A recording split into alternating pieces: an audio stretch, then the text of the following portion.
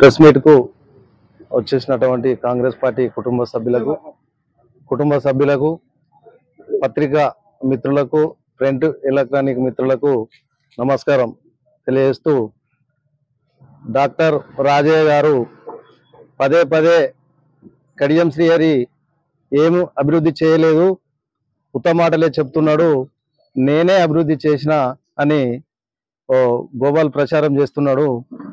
దేనికైనా అభివృద్ధి పైన నిరూపించడానికి దేనికైనా సవాలు విసురుతున్నాం. ఎప్పుడైనా చర్చలకు సిద్ధంగా ఉన్నాం. మొన్నటికి మొన్న ఇంతకుముందు మంత్రిగా ఉన్నప్పుడే కాకుండా డిప్యూటీ సీఎంగా ఉన్నప్పుడు కాకుండా ఇప్పుడు మొన్నటికి మొన్న కాంగ్రెస్ పార్టీలోకి వచ్చిన తర్వాత కూడా 800 కోట్ల రూపాయల నిధులను మంజూరు చేసిండు. దాదాపుగా హాస్పిటల్స్, ఇంటర్గ్రేటెడ్ స్కూలు కానీ అన్ని ఆల్రెడీ ప్రొసీడింగ్లతో సహా పత్రికా మిత్రులందరికీ వీడియో సమాముఖంగా తెలియజేయడం జరిగింది. నీకు చూస్తూనే ఉన్నావు, ఉత్తమ మాటలు కావు. దాదాపుగా 800 కోట్ల అభివృద్ధి నిధులు మొన్నటికి మొన్న ముఖ్యమంత్రి వచ్చే శంకుస్థాపన చేసిండు. నువ్వు చేసిన అభివృద్ధి ఎక్కడ లేదు. ఎక్కడ గుడి కట్టిండు అంటే కడియం శ్రీహరే, ఇక్కడ స్కూల్ ఎవరు కట్టిందంటే కడియం శ్రీహరే, ఇక్కడ పైప్ లైన్ ఎవరు వేసిందంటే కడియం శ్రీహరే, బోర్వెల్స్ ఎవరు వేసిందంటే కడియం శ్రీహరే. ఒకవేళ నువ్వు దాదాపుగా 10 సంవత్సరాలు ఎమ్మెల్యేగా ఉన్నావు, నువ్వు ఎక్కడన్నా సీసీ రోడ్ పోసినంటే డాక్టర్ రాజయ్య ఇది డబ్బులు తీసుకొని ఇచ్చిండంటారు. అదే కడియం శ్రీహరి నీతిగా నిజాయితీగా పర్సెంటేజీలు కానీ తీసుకోకుండా ఎక్కడ పని చేసినా కూడా కడియం శ్రీహరి చేసిన పనులే కనబడుతూ ఉన్నాయి. నువ్వు దేవాదుల అంటూ ఉన్నావు. 10 సంవత్సరాలు నువ్వు దేవాదుల కాలువలను పట్టించుకోలే. దాదాపుగా అన్ని కాలువలు చెట్లు మొలిచి కూడుకపోయినాయి. మొన్నటికి మొన్న దాదాపుగా 78% కాలువలు సాగు చేయడం జరిగింది. అది నువ్వు చూస్తూనే ఉన్నావు, జనం అంతా చూస్తూనే ఉన్నారు. నువ్వు పదే పదే కబ్జాలు చేసిండు అని, లేకపోతే పార్టీ మారినని. నువ్వు మారినవు, పార్టీ అవకాశం కోసం మారినవు. అంగన్వాడీలో డబ్బులు తీసుకున్నావు, అదంతా ఎక్కడ బయటపడతావు అని ఉద్యమ ముసుగులో టీఆర్ఎస్ పార్టీలో పోయింది నువ్వు.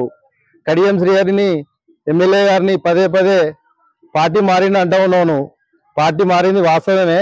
పార్టీ మారితే ఎంపీ ఎలక్షన్లకు వచ్చేసరికి ఓన్లీ స్టేషన్ గన్పూర్ నియోజకవర్గంలో 50,000 మెజార్టీ వచ్చింది. నువ్వు ఒకసారి చూసుకో, అవన్నీ చూసుకొని మాట్లాడు. కబ్జా చేసిండు, భూమి కబ్జా చేసిండు, ఇక్కడ బెంగళూరులో ఉన్నాయి ఆస్తులు, అక్కడ ఉన్నాయి ఇక్కడ ఉన్నాయి అంటాను. ఎక్కడ నువ్వు ఆస్తిని కనుక నువ్వు నిరూపిస్తే నీకే రిజిస్ట్రేషన్ చేసి వస్తా అంటా ఉన్నాడు. ఊకే అన్నది అనకుండా మాట్లాడుతున్నావు.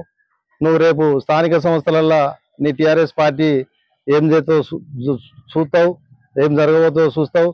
నువ్వు ఎక్కడ ఏం చేసింది లేదు, ఒక్క చిన్న పని చేయలే. నువ్వు 10 సంవత్సరాలు ఉన్నావు, ఏం పని చేయలే. ఎక్కడ ఏం చేసినా కూడా కడియం శ్రీహరి చేసిన పనే కనబడుతూ ఉన్నది.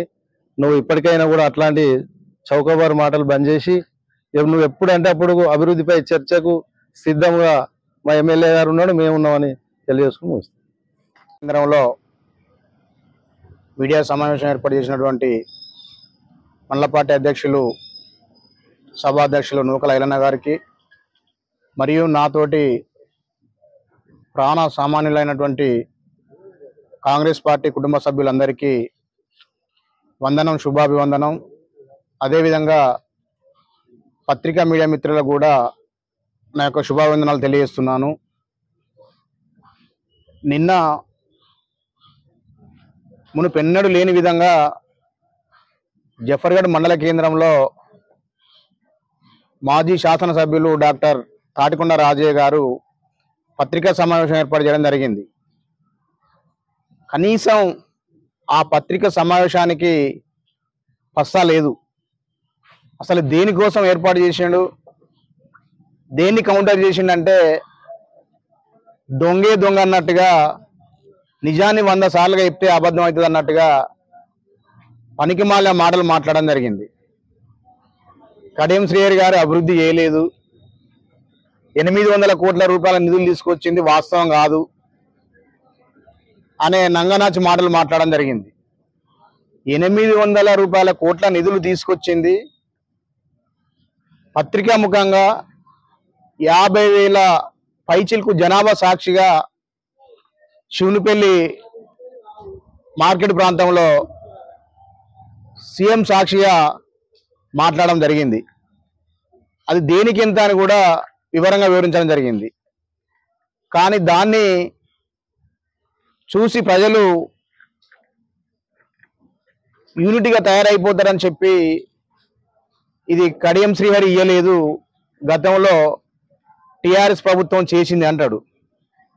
గతంలో టిఆర్ఎస్ పాలకులు, నువ్వు టిఆర్ఎస్ పాలకుల్లో వన్ ఆఫ్ ది మెంబర్గా డిప్యూటీ సీఎంగా ఉన్నప్పుడు నియోజకవర్గాన్ని పక్కన పెడితే జఫర్గడ్డను ఏ రకంగా అభివృద్ధి చేసినావు? జఫర్గఢ్లో అభివృద్ధి చేసినటువంటి పనులను ఏ ఒక్కరోజైనా కూడా నువ్వు చెప్పగలిగినవా? ఇప్పటికైనా నీకు అవకాశం ఇస్తామని చెప్పగలుగుతావా?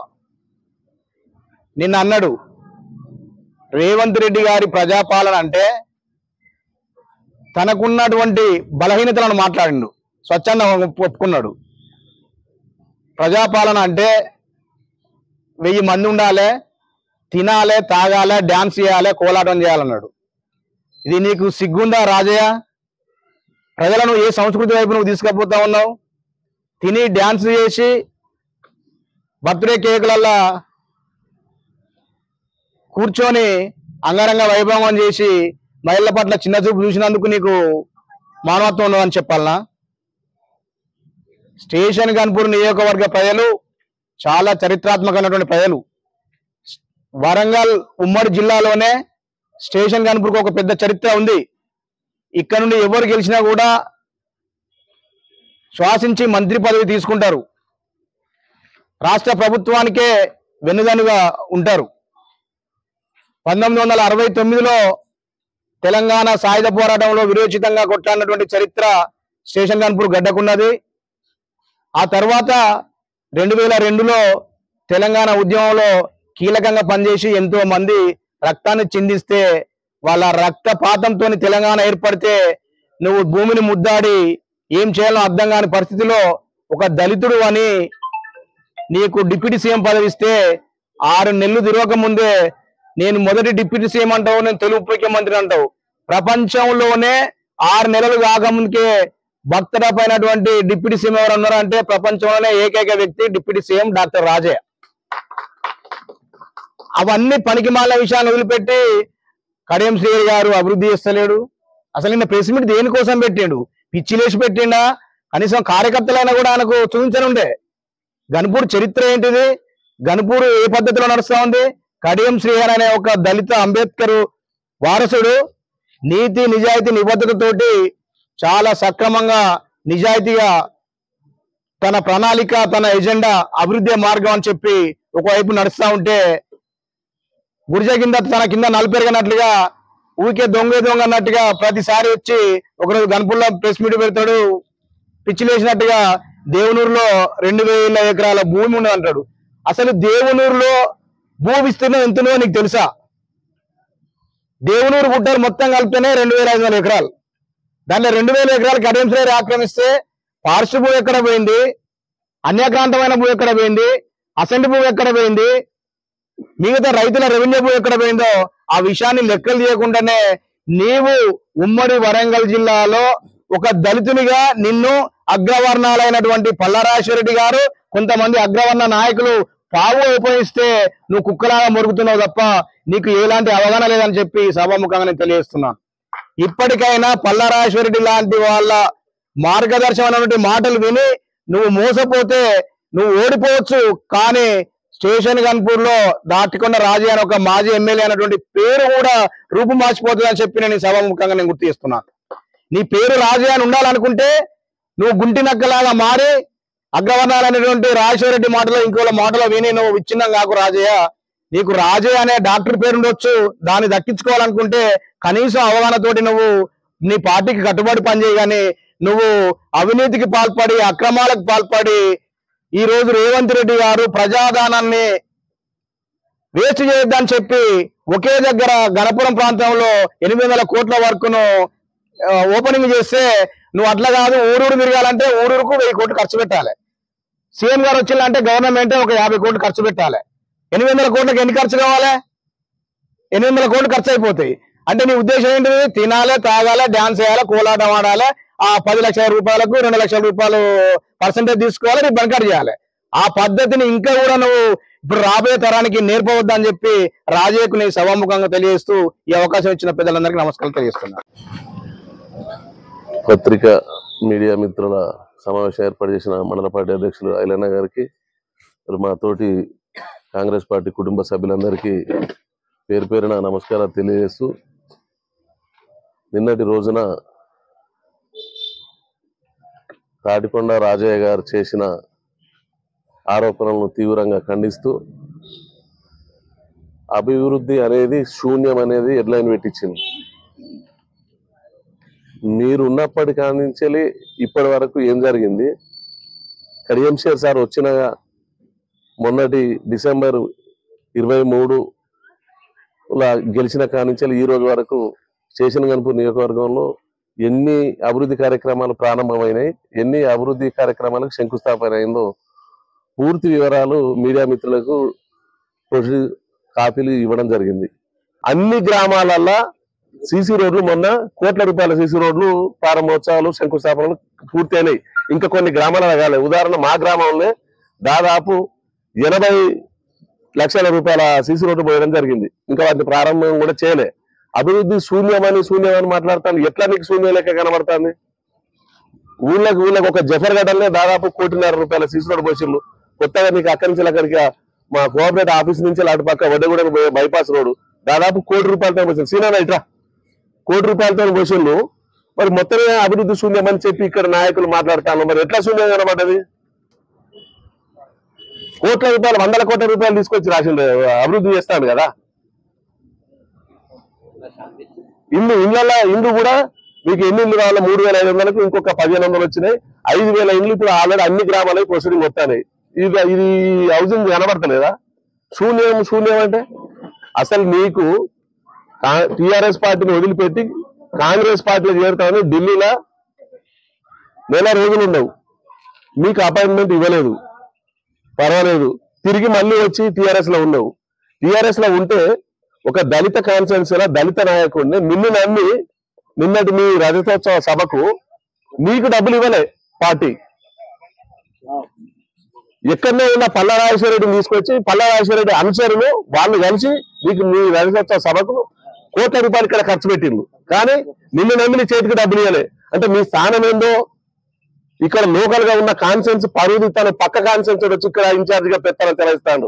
రాజన్న నువ్వు ఇక్కడ ప్రతిపక్ష నాయకుడిగా ఉండు, నువ్వు ప్రతిపక్ష నాయకుడిగా నీ చేతిలో నీకే నడతాడు చూసు. నీ మీద ఇంకొకరు పెత్తనం ఉంటానంటే చెప్పుకుంటానికి మాకు కూడా సిగ్గు అనిపిస్తాను కదా. ఇక్కడ ఉన్న దళిత నాయకులకు అందరు బాధపడతాను కదా. నువ్వు ఇవాళ కాకపోతే రేపటికైనా నువ్వు అక్కడ కొత్తని అనుకున్నావు. నీ చేతిలో నీకెళ్ళి పార్టీ నడుపుకో. నువ్వు ఎవరైనా మోచే నీళ్ళు తాగి నువ్వు వాని కింద నువ్వెందుకుంటావు? నువ్వు 3 సార్లు ఎమ్మెల్యే చేసినావు, నువ్వు డిప్యూటీ సీఎం చేసినా చెప్పుకుంటాను. ఈ కాన్ఫరెన్స్ లా నువ్వు ఇన్ఛార్జ్ అయితే మీకు తెలియకుండా పక్క కాన్ఫరెన్స్ వచ్చి వాడి డబ్బులు వాడి మనసులో వచ్చి పంచుతాను. నువ్వేం చేస్తున్నావు? ఇది కరెక్ట్ కాదు. కనీసం నువ్వు ప్రతిపక్ష నాయకుడిగా ఉండాలంటే నీ హోదా నువ్వు కాపాడుకొని కనీసం నువ్వు సూచనలు సలహాలు ఇవ్వు. నువ్వు మాట్లాడదంటే నువ్వు ప్రెస్ మీట్ పెట్టిందంటే చూసి పెట్టు, ఆచితూచి. కనీసం నీ స్థానాన్ని ఫస్ట్ నిలుపుకో. ఫ్యూచర్ లో అక్కడికి వస్తుంది. నీ స్థానాన్ని వేరే వాళ్ళు భర్తీ చేస్తాను. మీ భుజం మీద తుపాకి పెట్టి పక్కని కాలుస్తాను.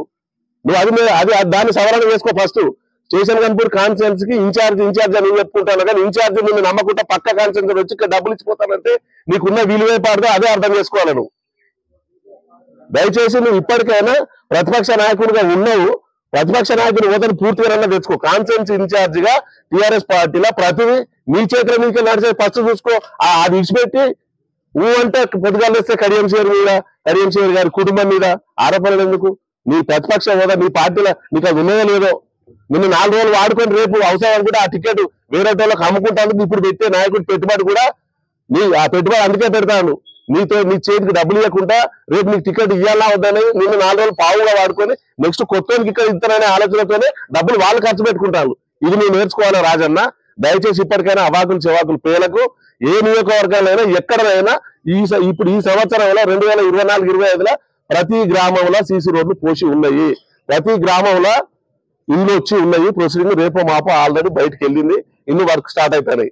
అన్ని గ్రామాలలో బీటీ రోడ్లు రిన్యూవల్ అయితేనే స్కూళ్లకు డెవలప్మెంట్ కొత్త స్కీములు వస్తూనే ఉన్నాయి. నువ్వు ఏది కాలేదని చూడమని చెప్పడం అయితే ఇది అన్యాయం. ఇంతకంటే దరిద్రం ఉన్నది. దయచేసి నీ హోదా నువ్వు నిలుపుకొని 10 మందికి ఆదర్శంగా ఉండి కానీ 10 మంది చెడిపోయే విధంగా చెడు ప్రవర్తనగా ఉండకూడదని నువ్వు ప్రతిపక్ష నాయకుని హోదాల కరెక్ట్ నువ్వు మెయింటైన్ చేసుకో. కానీ నీ మీద ఎవరో చెప్తే నువ్వు ఎవరి కొరకు నువ్వు అది మాత్రం చేయొద్దని నేను సూచిస్తూ ఈరోజు ఏర్పాటు చేసినటువంటి పత్రికా విలేకరుల సమావేశానికి అధ్యక్షత వహించినటువంటి మండల పార్టీ అధ్యక్షుడు నూకల ఐలయ్య గారు, అదేవిధంగా ఏకైక ప్రోటోకాల్ మెంబర్ మన కోఆపరేటివ్ చైర్మన్ కరుణాకర్ రావు గారు, అదేవిధంగా మా మండల్ మాజీ ఎంపీటీసీ ఏకైక మహిళగా మా జయక్క, అదేవిధంగా కాంగ్రెస్ పార్టీ కుటుంబ సభ్యులు, పెద్దలు, మండల నాయకులు, జిల్లా రాష్ట్ర స్థాయి నాయకులందరికీ, అదేవిధంగా పత్రికా విలేకరులు నా యొక్క నమస్సుమంజలు తెలియజేస్తూ, వాస్తవంగా నిన్న మాజీ ఎమ్మెల్యే డాక్టర్ రాజయ్య గారు పెట్టినటువంటి ప్రెస్ మీట్లో ఏమాత్రం పసలేని ప్రెస్ మీట్. ఆయన మాట్లాడిన విధానాలే ఆయనకే అసలు తిప్పికొట్టేలాగా ఉంటాయి. ఆయన మాట్లాడిన మాటలు ఆయనకే రివర్స్ తిరిగేలాగా ఉన్నాయి. నేను ఏం చేసినా నేను ఏం వాళ్ళు ఏం చేస్తాను అని సూచి ఇక్కడ కార్యకర్తలు కూడా ఈ పని చేసిండు, వాళ్ళకి పని చేస్తాను, వాళ్ళకి ఇట్లా వస్తాను అనే మాటలు మాట్లాడటానికి కూడా ఇక్కడ కార్యకర్తలు మండల స్థాయి కార్యకర్తలు కూడా ఆయనకు సూచనలు ఇవ్వాలి. అది ఇవ్వకుండా వచ్చి లక్ష్మీ నరసింహస్వామి దేవస్థానం దేవుని సాక్షిగా కడియం చేసింది లేదు అని ఒకటే మాట అన్నాడు. మన మండలానికి వాస్తవంగా ఇంటిగ్రేటెడ్ స్కూల్ 26 ఎకరాల్లో 2 కోట్ల రూపాయలతో నిర్మాణం చేయబోతున్నాడు, 200 కోట్లతోటి. సరే, అదేవిధంగా పనులు జరిగినాయి కూడా. మనకు బైపాస్ ఇప్పటిదాకా మన చైర్మన్ సాబ్ చెప్పినట్టు అక్కడ నుండి 80 లక్షలతో చేయడం జరిగింది, పూర్తి అయిపోయింది. ఎవరికి కూడా ఉప్పుగల్ల 20 లక్షలు అయింది, మాసేటిగూడెంలో 10 లక్షలతోటి స్కూల్ బిల్డింగ్ నిర్మాణం అయింది, తీగారంలో గ్రామ పంచాయతీకి 20 లక్షలతోటి ముగ్గుపోవడం జరిగింది, నిర్మాణం అవుతుంది. అదేవిధంగా ఎప్పుడో గతంలో ఇచ్చిండు కాంగ్రెస్ ప్రభుత్వం ఇల్లు. ఇప్పుడు నియోజకవర్గానికి ఒక 3,500 ఇల్లు ఇచ్చడానికి సిద్ధమైంది. ఒక్కొక్క ఇంటికి 5 లక్షల రూపాయలు చొప్పున ఇచ్చి ప్రతి పేదవాళ్లకు ఇల్లు ఇవ్వాలనే ఆలోచనతో ఆ పనులు చేస్తూ ఉండు. ఈ రకంగానే కాకుండా నియోజకవర్గ స్థాయిలో 100 పడకల హాస్పిటల్ పనులు నిర్మాణం అయిపోతుంది. కార్యాలయాలు మొత్తం ఒకే చోట ఉండాలి.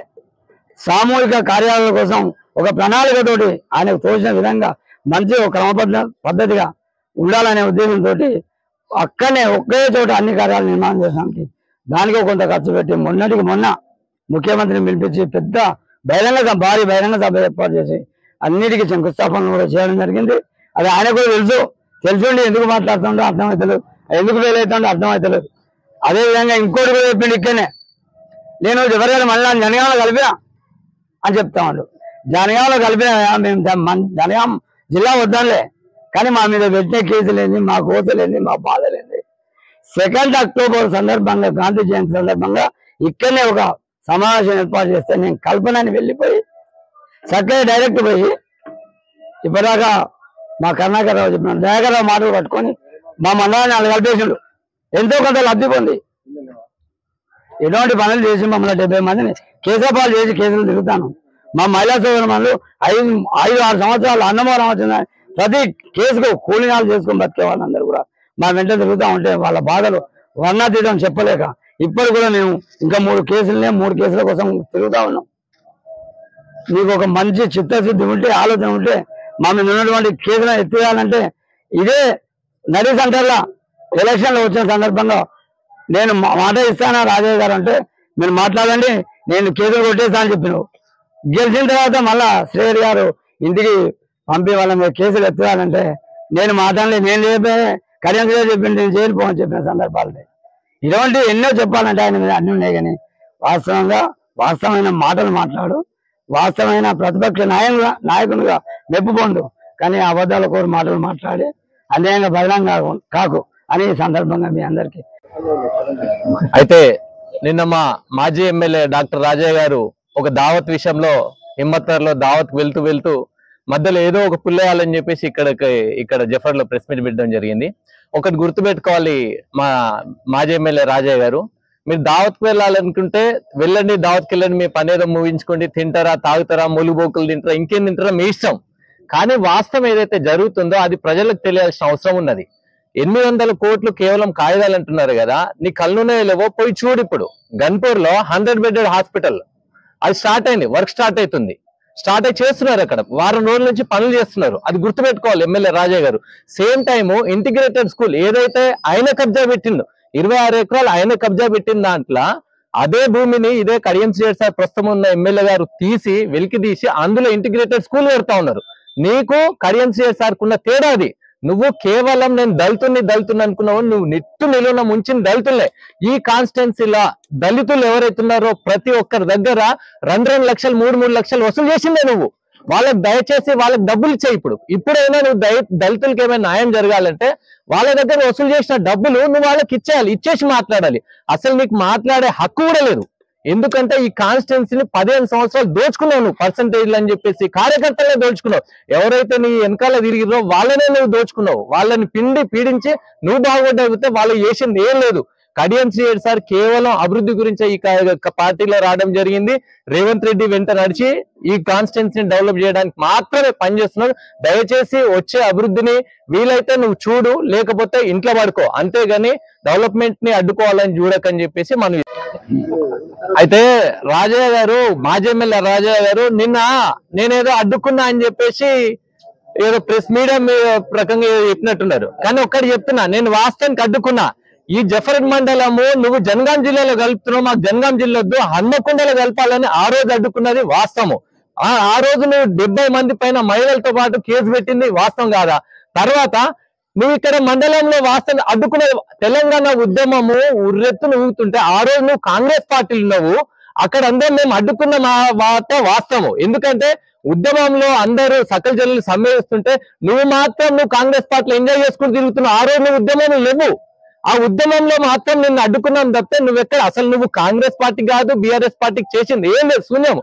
కేవలము నీ అవసరాల కొద్దీ నువ్వు ఆ రోజు కాంగ్రెస్ పార్టీలో ఉండి ఏదైతే అంగన్వాడీ టీచర్ల దగ్గర డబ్బులు వసూలు చేసిన వాళ్ళందరూ ఎంత పడుతుంటే ఆ సాకుతో నువ్వు పార్టీ మారినావు. ఆ రోజు కాంగ్రెస్ పార్టీ నుంచి బీఆర్ఎస్ కి వచ్చినావు. కేవలం దాది దృష్టిలో పెట్టుకొని నిన్ను అడ్డుకున్నావు తప్పితే అభివృద్ధిని ఎక్కడ అడ్డుకోలే. అభివృద్ధిని అడ్డుకుంటుందే నువ్వు. ఈ కాన్స్టిట్యున్సీలో దరిద్రం, ఈ కాన్స్టిట్యున్సీకి దరిద్రాన్ని నువ్వు 15 సంవత్సరాలు ఏం లేకుండా చేసినావు. కాన్స్టిట్యున్సీ కేవలం ఒకటి గుర్తుపెట్టుకోవాలి అందరూ, కేవలము అన్ని నియోజకవర్గాల్లో ఏ విధంగా అయితే డెవలప్మెంట్ ఫండ్ వచ్చిందో అది మాత్రమే మన గన్పూర్కి వచ్చింది తప్పితే దానికి మించి ఒక్క రూపాయి తెచ్చింది లేదు. ఏదైతే ఈ మాజీ ఎమ్మెల్యే రాజా గారు ఒక్క రూపాయి అదనంగా వేలే. ఇంకా వచ్చిన కాన్స్టిట్యున్సీ ఫండ్లు కావచ్చు ఏదైనా ఈయన పర్సెంటేజ్ వసూలు చేయడం స్టార్ట్ చేసిండు, 10%, 20%. అంతకు మించి ఏం లేదు. వచ్చిన దాంట్లో కూడా ఈయన వసూలు చేసుకోవడం వస్తే వేరే వాళ్ళకి చేసింది ఏం లేదు ఈయన. కానీ ఇదే కడియం శ్రీహరి సార్ ఒక్క రూపాయి కాదు, ఒక్క అన్న పైసా కూడా ఎవరి తీసుకోవట్లేదు. అదేవిధంగా డెవలప్మెంట్ లో అక్కడున్న గ్రామాల్లో అందరిని కూర్చోబెట్టే వాళ్ళ నిర్ణయాల మేరకే డెవలప్మెంట్ పనులు చేయడం జరుగుతుంది. అది నీకు కడియం శ్రీహరి సార్కి ఉన్న తేడా. అది దయచేసి ఈ పనికిరాని మాటలు వదిలేసి ఎక్కడైనా డెవలప్మెంట్ లో నీకు చాతనైతే వ్యతిరేకించు. నీకు పని కాకపోతే ఏమైనా ఉంటే నువ్వు కూడా అపోజ్ చేయి. అపోజ్ చేస్తే మాకు కూడా సంతోషం. ఏదైతే మేము చేయలేని ఉంటాయో అది తెలుసుకొని నువ్వు చేస్తాం. అంతేగాని వచ్చిరాని ఉన్నాయి లేని చెప్పి నువ్వు ఆగం కావద్దు, ఆగం చేయొద్దు. ఈ కాన్స్టిట్యున్సీని ఆగం చేయకు. దయచేసి దండం పెట్టి చెప్తున్నావు, ఏదైనా మారు.